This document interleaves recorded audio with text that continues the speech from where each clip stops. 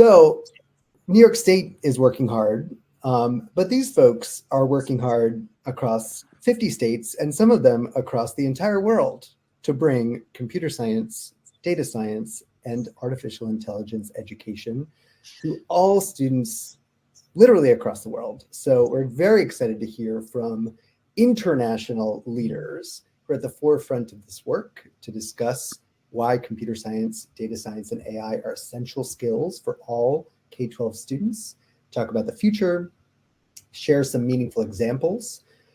And something we brought up in our pre-conversation was there's a lot of promise, there's a lot of excitement, there's a lot of things to really look forward to, but there are also many challenges, many risks ahead in the education system in the near future. So we're going to try to cover all of it and make sure we have a really great conversation this morning. I'm excited to welcome, please join me in welcoming, a little round of applause emojis here. Our panelists, we have Alex Kotran, Executive Director of aiEDU, Katie Hendrickson, Chief of Staff at code.org, and Zarek Drozda, Executive Director of Data Science for Everyone. CSDA team, Adrian Hale, member of the New York State Board of Regents, said he's requested to join and he's waiting for approval. I'll handle that on the back end. All right, so I'll ask the panelists to briefly introduce themselves and their roles and organizations, and we'll get Adrian here on stage. He's getting approval here. All right. Who would like to get started? Zarek, you're the top of my screen. Do you want to get started? Awesome, sure. And to Tom, and thank you just all so much for the invitation to be here. I'm super excited for this.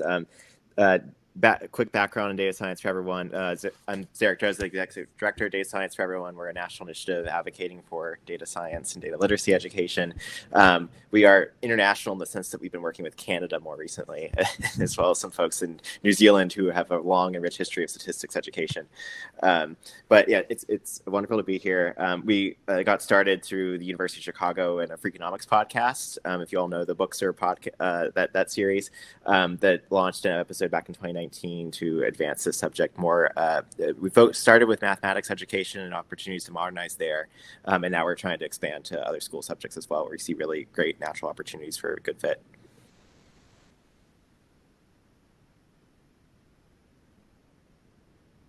All right, Alex, do you want to go next? Yeah, hey everybody. Alex Kotran, CEO of the AI Education Project. We're a 501c3 nonprofit, and our mission is to make sure that all students are prepared for the age of AI. And we've been at that work for 6 years, so long before the ChatGPT sort of brought language models into the public zeitgeist. We have been really pushing for this idea of like how do you actually, and what does it look like for all students to get access to AI education? And this is really important. It's like we see AI literacy and AI readiness not as a track that some students need to be put onto, but rather something fundamental like learning to use a computer, learning how to read, how to write, and that requires a very specific approach that isn't siloed into one specific domain. So we do work all over the country, in particular in places like New York City and Ohio, Colorado, Hawaii, among others. I'm really excited to be here.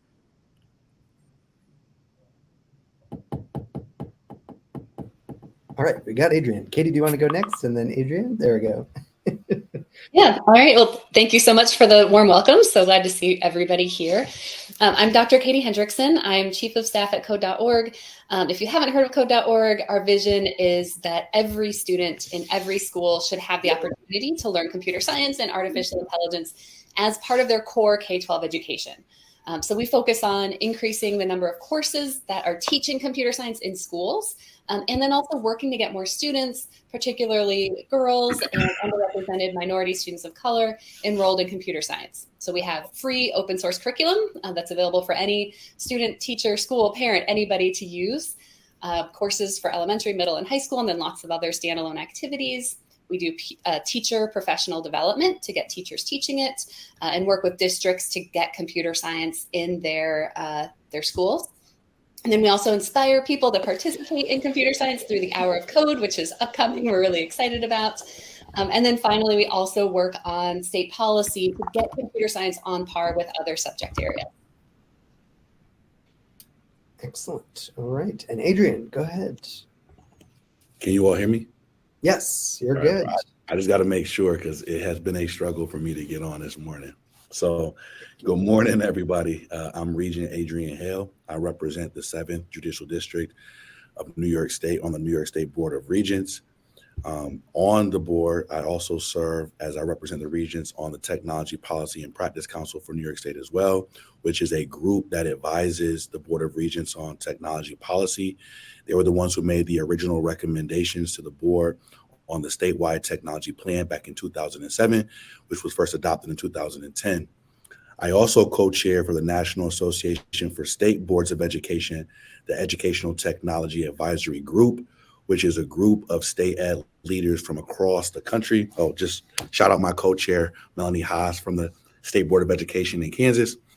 That group advises various different state boards across the country on how to integrate technology into the classroom. I'll say right now the board is looking at adopting a series of recommendations made to us by a Blue Ribbon Commission. Those 12 recommendations have been distilled down to 4 transformations, and then hopefully post the adoption by myself and my colleagues next month. It opens the door for us to integrate technology into the classroom and into the learning experience in more meaningful ways. I'll say this and then I'll turn it back over. The goal of the Blue Ribbon Commission recommendations and the work of the TPPC isn't just to digitize the status quo, meaning we're going to continue to do what we've been doing just with some technology, but we really want to see fundamental shifts in the way we educate kids and engage kids in the process of education. That's something shared by not just myself, but also Chancellor Lester Young of the board and then Commissioner Betty Rosa of the New York State Education Department. Excellent. All right. What an exciting panel. Thank you all so much for being here and for engaging with our audience today. We're going to start with, what does this look like?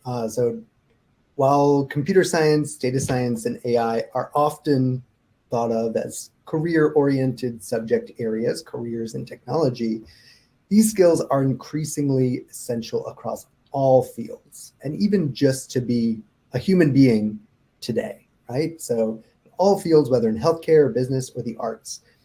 So how can we ensure, in your vision, that every student, regardless of their future career path, understands the value of these subjects and gains foundational skills that will be relevant in their personal and professional lives? Who wants to start with that deep, the big question? I mean, if nobody, I don't mind taking it.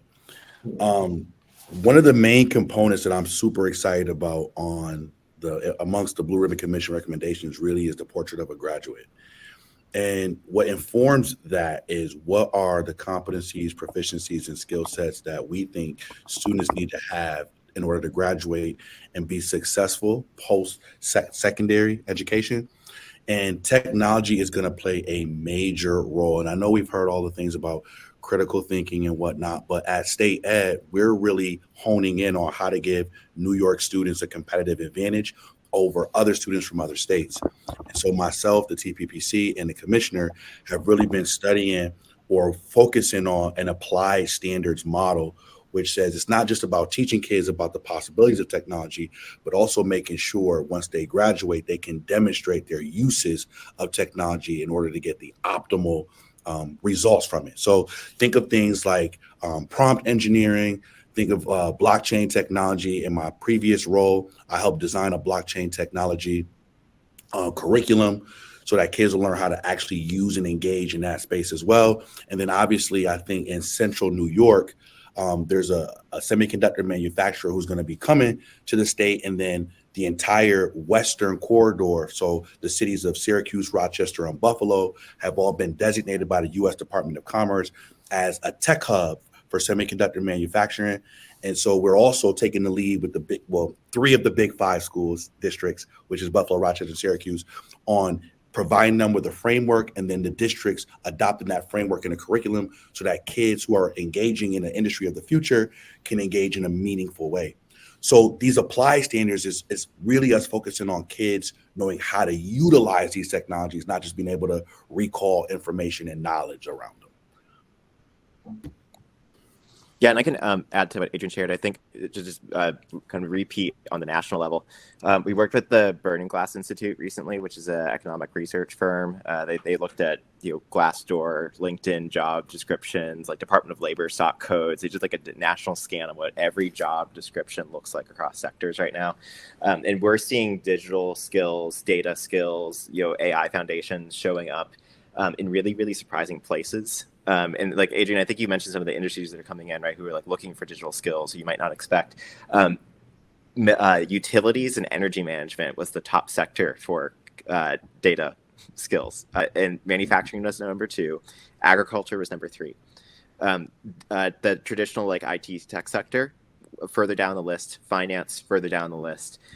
So some of the I think transformations that are happening in like physical industries are becoming much more data intensive, much more technology intensive as new like automation rolls in, right? And so the folks who are going to get ahead in those sectors will have the digital skill sets that are allow them not just to do well in like the job that they get when they graduate, but then 10 years later or 20 years later when they have to transfer between a bunch of jobs as technology accelerates. And I think blending the a strong intuition for how technical skills work, whether it's you're comfortable in coding in one language so you can transfer it to another one more easily in the future, or you understand how AI tools work under the hood and you know that they train on data, right? Like some of those basics combined with like critical thinking, as Adrian mentioned, the ability to detect correlation of causation or think about generalization issues, that's all going to be really critical as folks have to hop more frequently between jobs.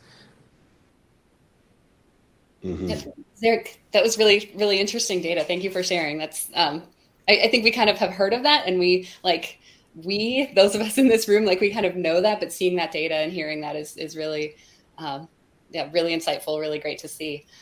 I want to add on to this that, beyond the careers in tech and being able to use tech in any career.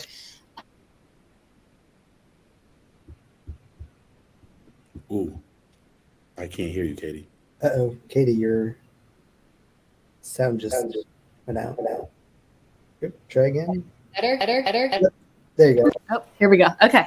Sorry, my different devices here are all trying to jump in and my microphone. Technology. So we want to show students that computer science connects to the things that they care about now, today, that computer science is everywhere and computer science is everything.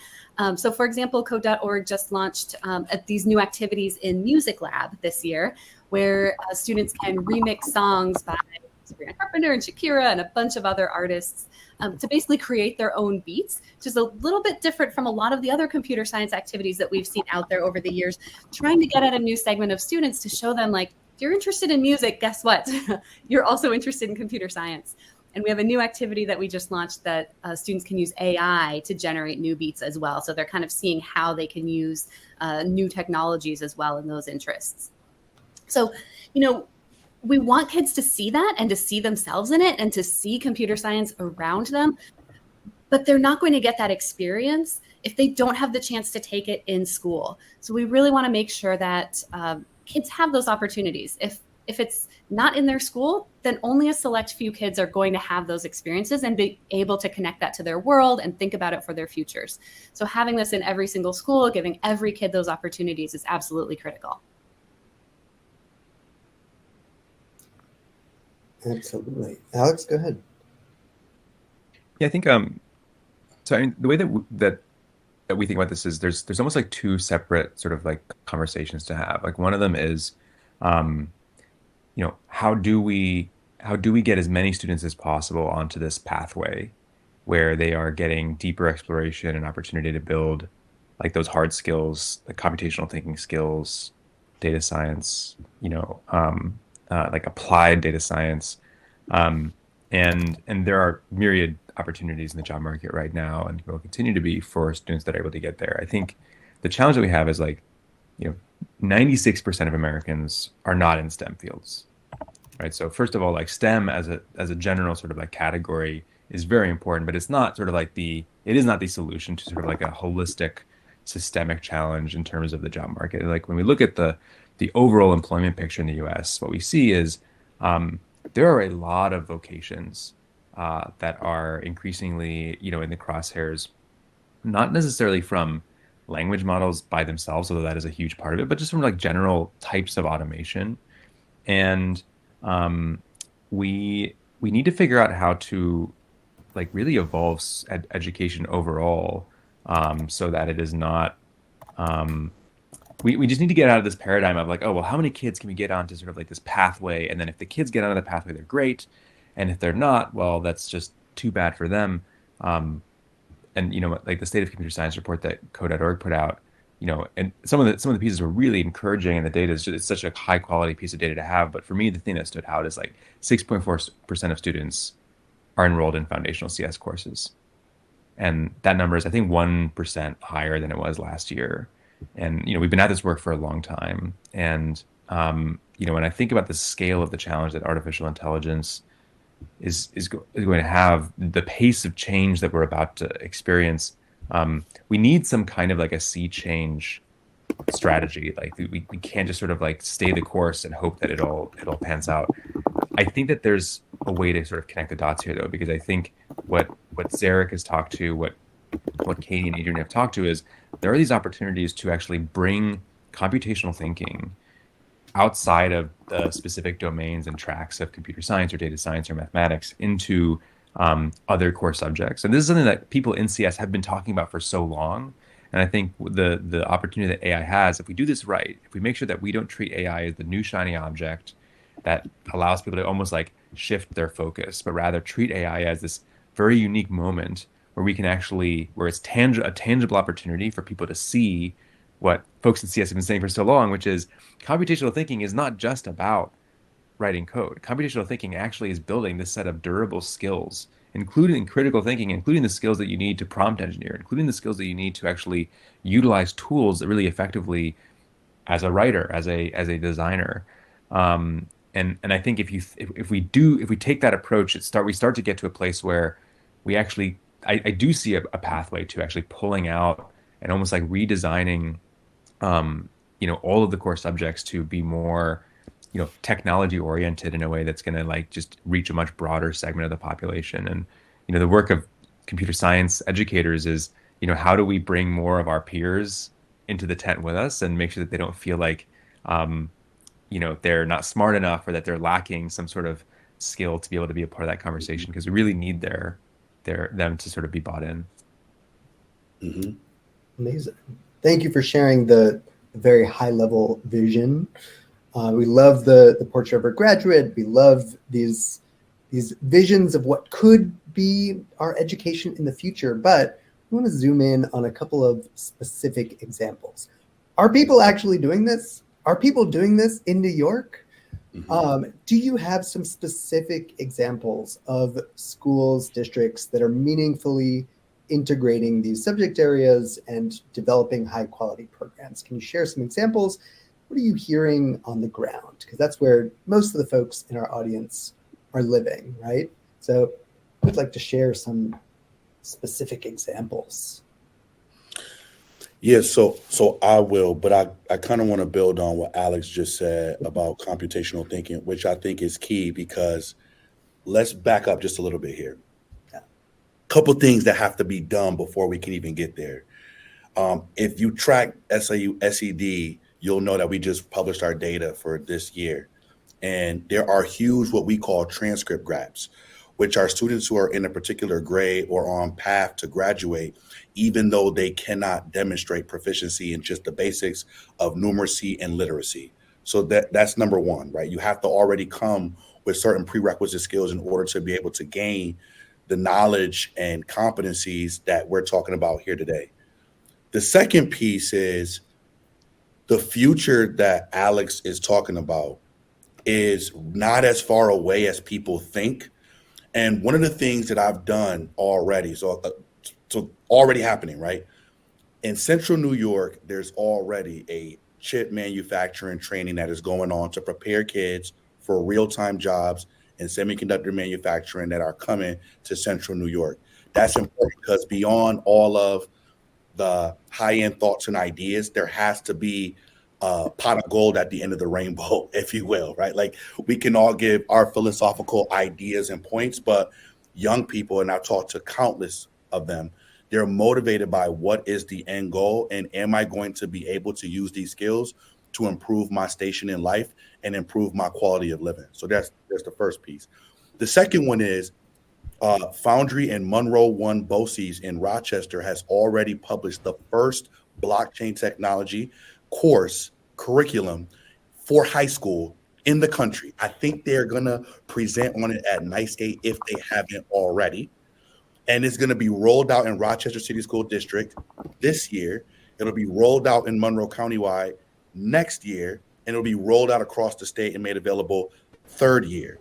And this is all important because beyond AI, and I'm so sorry, but as a statewide policymaker, I cannot just be focused on AI. I have to also be thinking about quantum. I have to also be thinking about Internet of Things. I also have to be thinking about blockchain and all of these other emerging technologies and how we're going to prepare kids with the skill sets in order to engage in a meaningful way to be successful. And I want to say this before I turn it back over. I want to give just a basic example of what that kind of engagement looks like.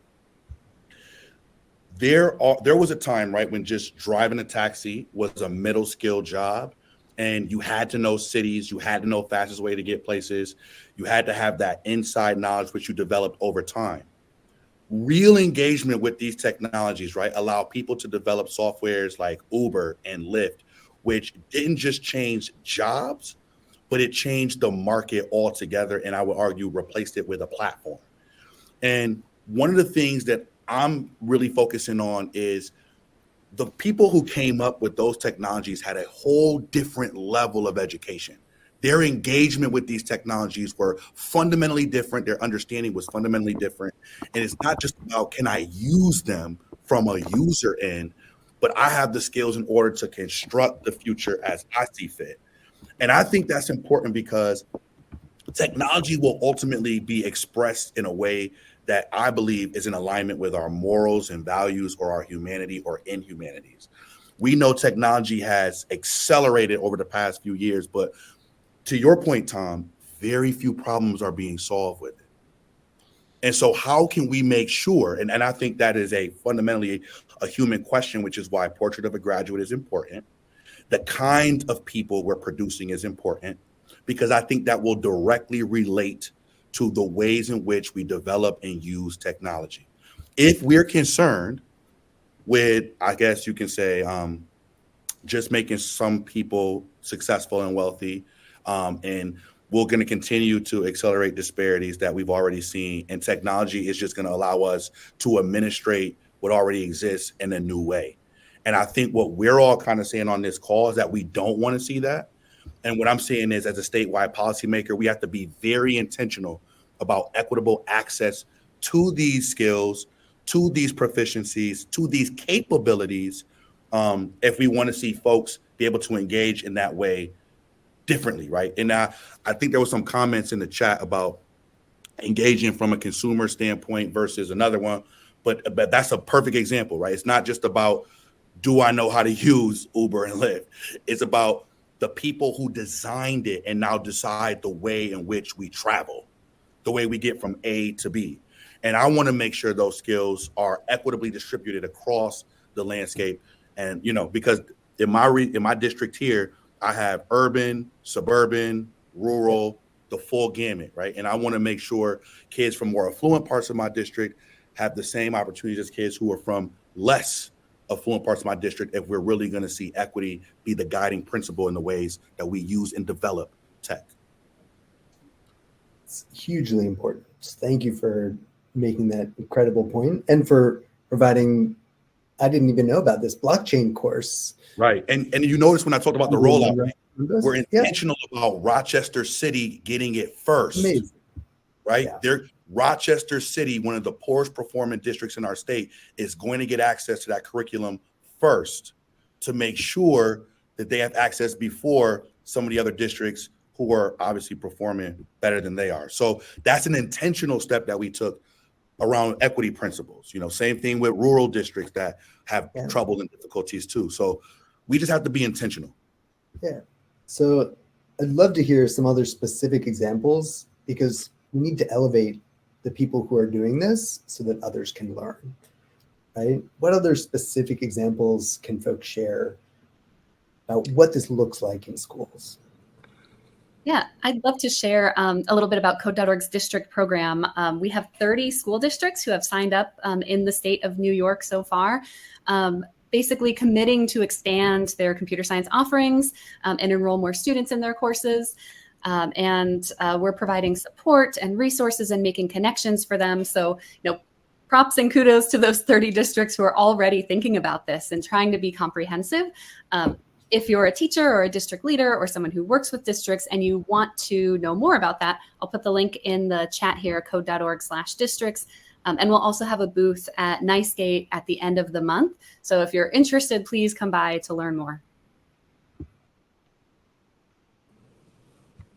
Awesome. I got temporarily kicked out, but I just wanted to jump into my browser reloaded. Didn't want the group to think that I left out of fury or something. And Katie, those are great resources. I wanted to push back on a couple of the big trends that we're seeing in the field that I think are causing district leaders and teachers to move too fast. And I think there needs to be a balance of speed and the extent to which we think about the goals of K-12. Right. So and I think Adrian actually said this really well. So the list is really long, right? Computer science, data science, AI, quantum computing, blockchain, Internet of Things, like what's going to be the next crazy emerging technology that comes out that we can't predict right now. And there will be one, right? Like something will come out in 2 years that will probably change the field again. And I think we have to remember what the goals are of K-12 education versus what are the goals of specialized post-secondary pathways, whether it's community college, it's higher ed, or it's something vocational. And I think the goals, at least in my mind, of K-12 education is exposure for students in an early way that builds a strong foundation in let's call it generalizable technology literacy and some skill building. And then 2, something that's really exciting that just sparks some inspiration that gets students excited about doing something in the digital skills space, right? And the flavor of that doesn't have to be one particular. We don't have to cover everything. I think students can enter the space through blockchain. If they find blockchain technology and crypto and like financial markets, if they were an econ nerd like I was when I was growing up, super exciting on-ramp.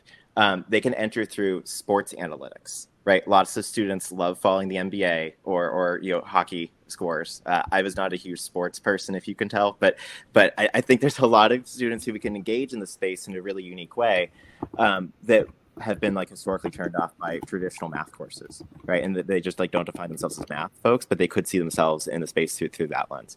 And I think creating a lot of those opportunities to see different ways that students can jump into the space easily, that seems to be a really feasible and important goal for K-12 that then leads to more advancement afterwards. So I think it's actually realistic for the sector to take on right now. I do want to go back to what Emmanuel said in the chat, that I think in a lot of ways, like New York and New York City in particular, was the genesis of the early CS education movement, right? Like the launch of CS for All, then the Obama White House initiative that then came out of that. There's so much work that happened, especially with the R&D for computer science in education in New York. And I would love to actually, at some point, maybe this isn't the right venue, but explore like why it has declined since. Why is the infrastructure pulled back? What at the state level has changed to make those that backslide, because I think we need to address that, because it's still the case that we should have those programs for students as a fundamental pathway that is offered at K-12, to just make sure that is said out loud. The examples that I do want to give about some bright spots that I see, I think, so we recently had a regional summit that did not include New York, but it was all the other northeastern states. So it's Massachusetts, Connecticut, Rhode Island, New Hampshire, Vermont, and Maine. And it was 6 states that came together to talk about what are they doing for data science and data literacy education. And majority of it focused on math, Some were focused on career technical education. Some were articulating it as computer science pathways, so you don't have an infinite introduction to CS, but that there are like more differentiated extensions you can take later in high school. Again, with the model of expose students to interesting applications, so they're motivated to do more. And I think at least the strategy that DS4E has been taking, both with the Northeast Summit that we had recently, and then also a new partnership that we're about to launch with New York City Public Schools, is where can we integrate in the core school subjects, right? Like I think what Alex said earlier, like we've underplayed the integrated computational thinking movement, and I think there are a lot of really interesting, creative ways to get every student exposed to some initial inkling of computational thinking and really basic data analytics or the intuition behind AI if you go into a core subject like math, or if you go into a core subject like science. And the computer science teacher in the building can be the thought partner for that. I think traditionally CS teachers are viewed as IT support back in the old days, and I think that has been somewhat successfully shifted. But I think now, how can you be a partner if you're a CS specialist with your subject coordinator or a teacher in math or some of the other school subjects?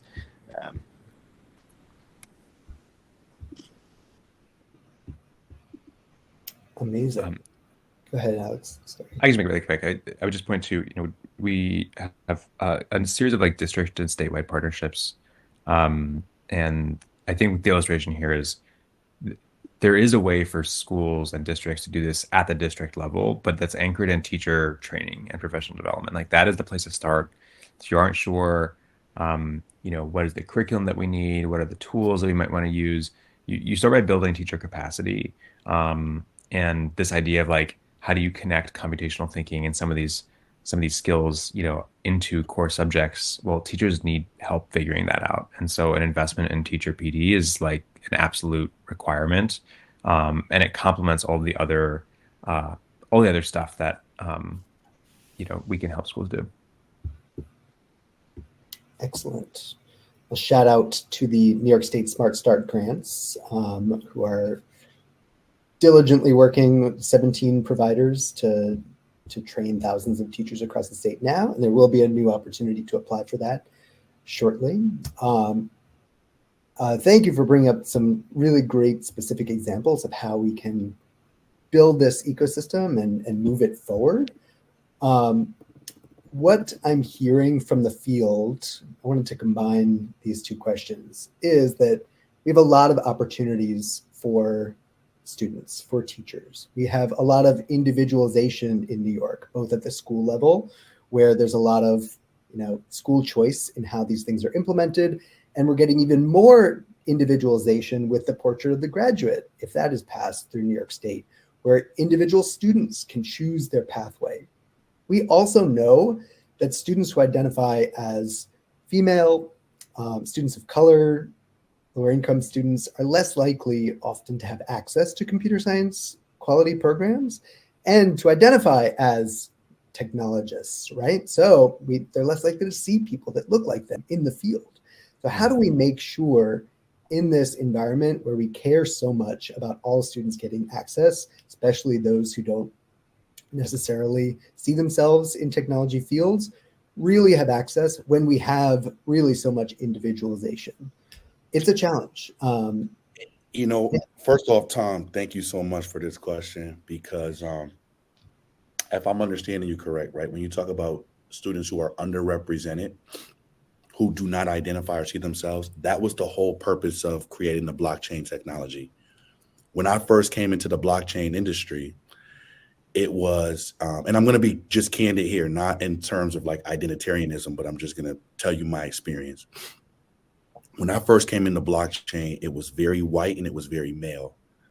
And it was communicated to me in a language that for somebody coming in raw was much more advanced. So if I'm using collegiate reference points here, I need 101 and you giving me 300, or graduate level.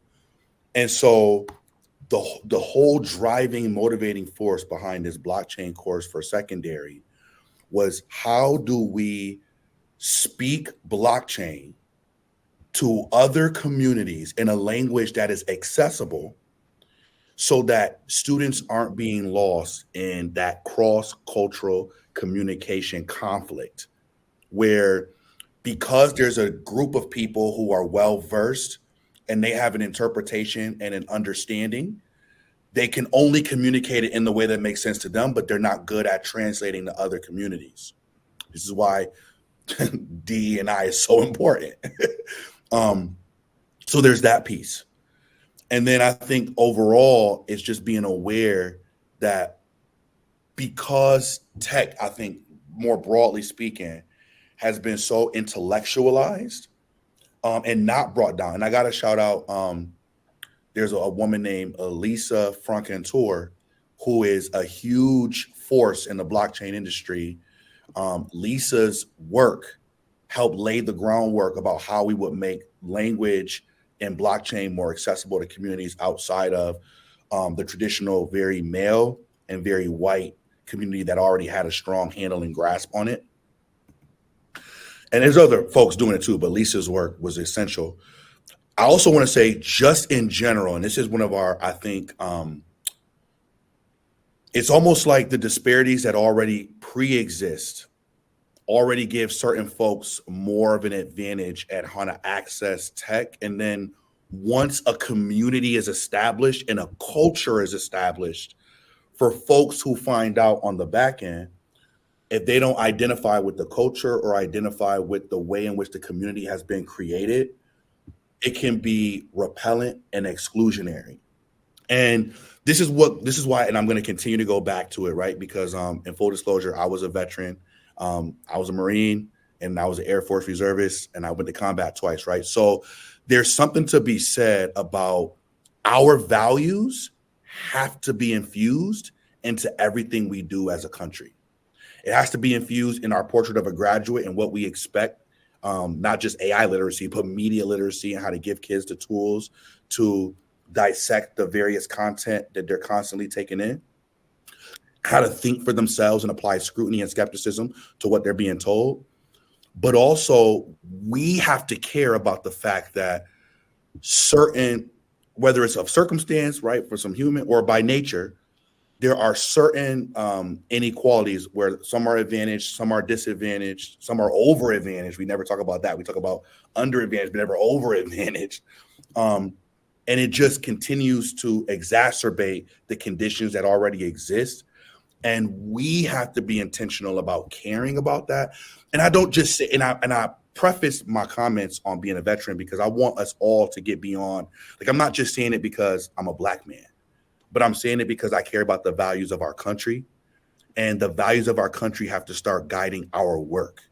And I'll say this and I'll exit, right? I wouldn't be a Regent if I didn't say this, but there are two large dominating tech sectors emerging. There is ours in the United States, and there's one emerging in China. There is a different set of principles, values, and objectives with the way in which they are developing their tech sector. We have to make sure our values are informing our expressed values, right? Because we don't express values like greed and inequality and inequity and oppression, and we don't express those values, right? We express liberty, we express equality, we express unity, indivisibility, right? Those are things we talk about here, and we have to make sure those things inform the work that we're doing. And I'm just letting you all know, right? When I'm sitting at that Regents table, that is what's guiding my input, my feedback, and the way in which I contribute to the work of state ed. Well said, Adrian. Yes, thank you. Anything to add on that point? Yeah, I'll jump in here. So, we, as you were saying, Tom, we want every student to have this access and equality of opportunity. And how do we get there? Policy-wise, of course, we want to see every school teaching computer science, every elementary, every middle, every high school offering at least one course. So those kids have that opportunity no matter what zip code they live in. I think that's pretty straightforward. But what we've seen in many states is that even when it is offered in every single school, that's not enough to close those gaps between who's taking computer science and who's not. And the policy that has made a difference is a graduation requirement, that every student graduating high school needs to have a course or an experience in computer science.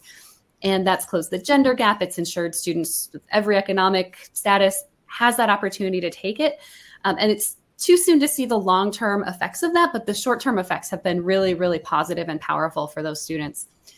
So, New York has an opportunity right now. And Adrian, you've been talking about the portrait of a graduate and these skills.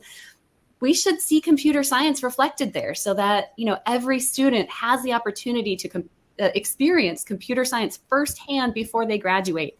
And that one experience, that one course that they take, or whatever it is, that can be what changes their mind and changes their trajectory and gives them something that they can be passionate about, that can be, very powerful for their future. And so it's not about their zip code. It's not about, whether they chose to take it or not, but they got that foundational experience, and then they know and they can choose and they can go on and decide if they want to study it more or not.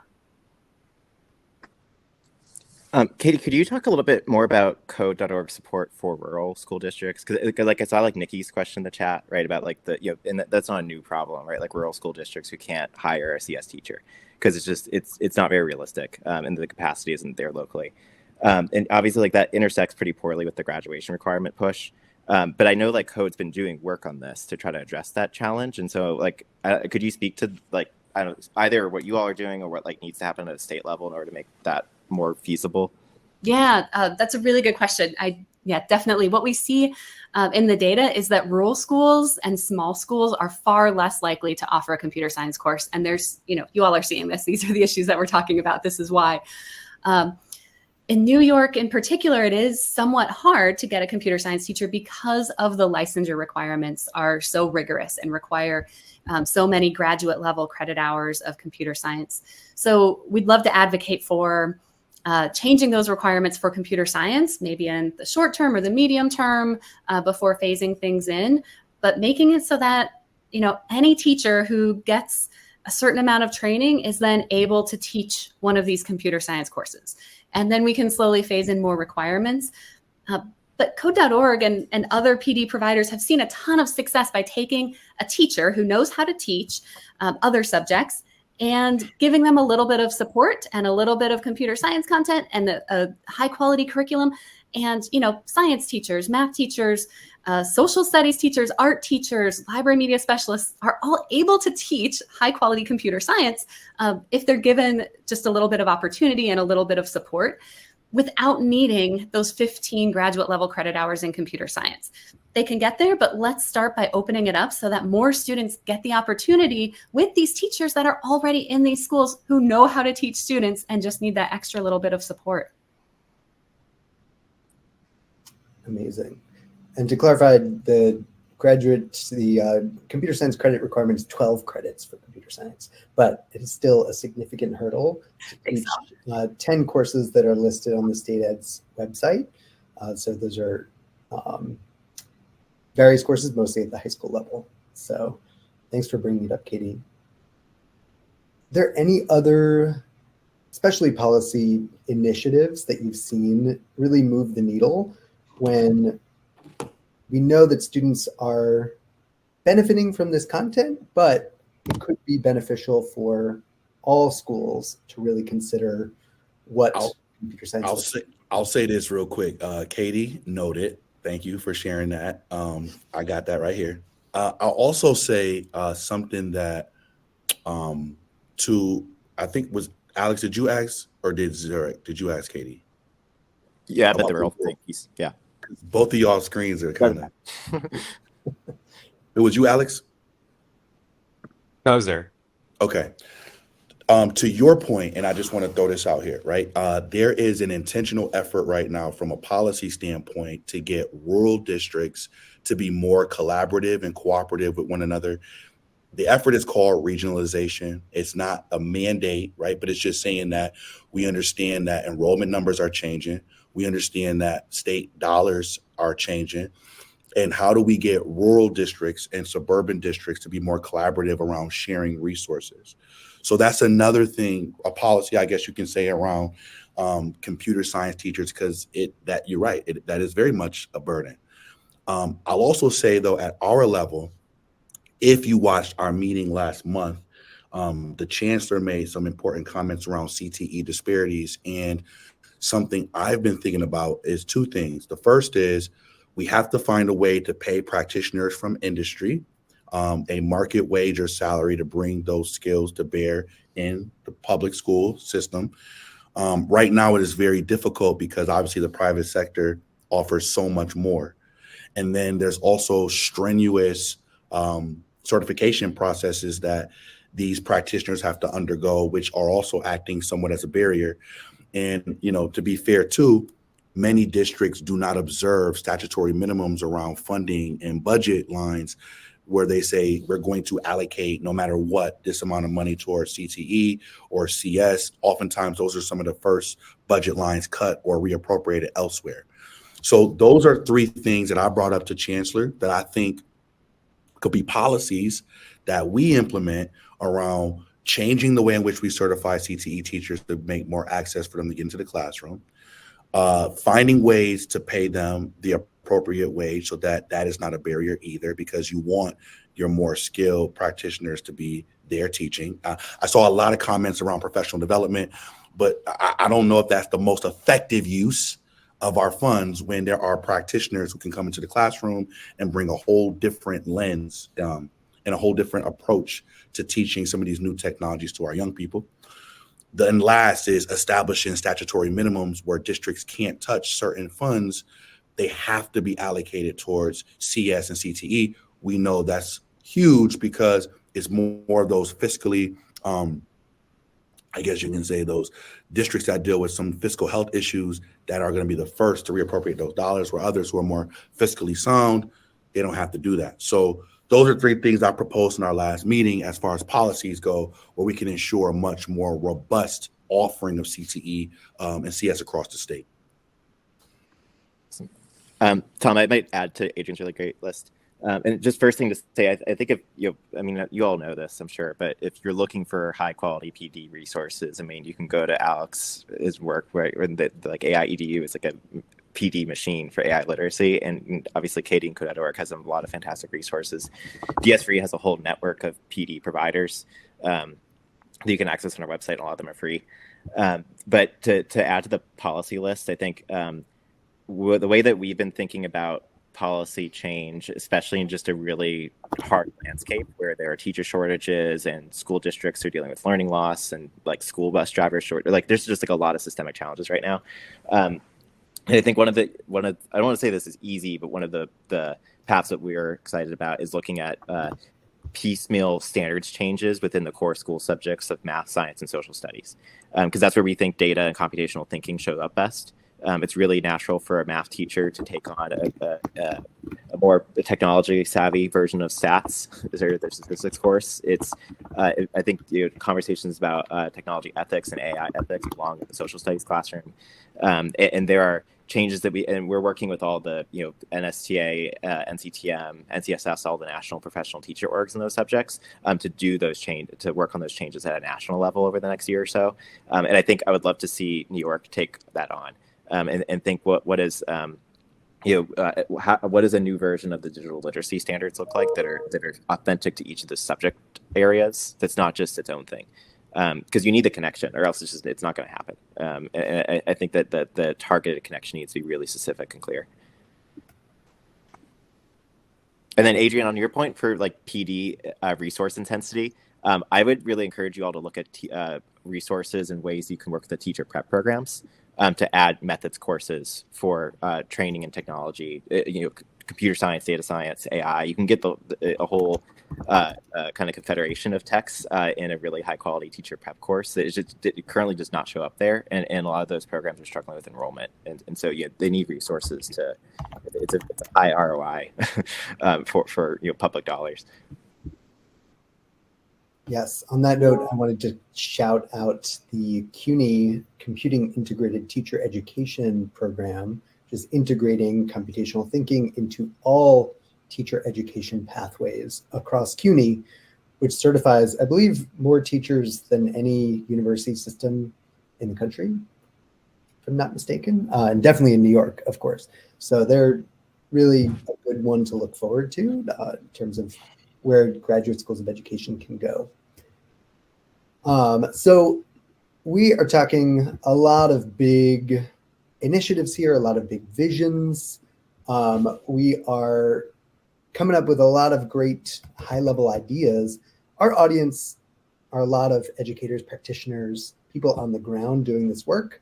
They represent a wide variety of stakeholders, especially students, community members, whose voices are very important in this process. Do you have concrete steps that you hope our audience will take away from this conversation? What can we do as a New York ecosystem in education to move the needle forward this year? So first and foremost, I would say engage with your regent. There are 17 of us across the state, and because there's so much local control at the district level, it's kind of hard to address some of these disparities, even though Blue Ribbon Commission and then the TPPC recommendations are going to be, we're all in it together, right? There will be no option to opt out. So if you speak to your region, no matter where you are in the state, it's like they can bring what you're doing and the challenges you're seeing to our table. And if there's a state fix to that, if there's something that we could do to fix that, then we can step in, right? So that's number one. The second is, I think there has to be a lot more getting young people involved. And I know just recently, the governor passed a law where every school board has to have a student representative. Things are evolving so fast, you all. We have to speak to young people, and we have to have more formal ways for them to inform us of what their frustrations are, what their expectations are, so that I think we can inform policy in a much more meaningful and engaging way, especially those in rural and urban communities, where there's much more difficulty and complexities to trying to get education off the ground. So we got to find ways to really engage young people and make young people more a part of the decision-making process. So if you're a teacher and you see these bright, brilliant-minded kids, organize them, speak to them, allow them to talk to the school-based planning teams, speak to the committees of the Board of Educations. Hey, come speak to us at the Board of Regents. We love to hear from students, and I want you to know this. Tell your students they can come as they are. I think too often young people are silenced because they're told to present to us in a particular way, when some of us need to hear things in a very raw way, because remember, all 17 of us represent different parts of the state. It's okay to come with a sense of urgency and emergency if that's your reality. So let young people know to come as they are, because that's the only way to inform other decision makers who are a part of different generations and different geographical areas of our state. Last but not least, stay strong. I mean, I know we're talking about CS, but right now education is a battleground. And even at the NASB level, there are some communities who are anti-technology. And if that's your community, we're here. I promise you we're here, because we deal with everything from library issues, museum issues, all kinds of book issues. I mean, you name it. So if your community is very anti-technology, speak to us and we could be your help. We can be your resource on the ground. Obviously, everybody perceives these changes differently. And I know firsthand there are some people who perceive these changes in a very predatory way. And it's only going to be predatory, right, if we don't allow our values to inform what we're doing. So stay strong, stay motivated, do what you can until you can do more.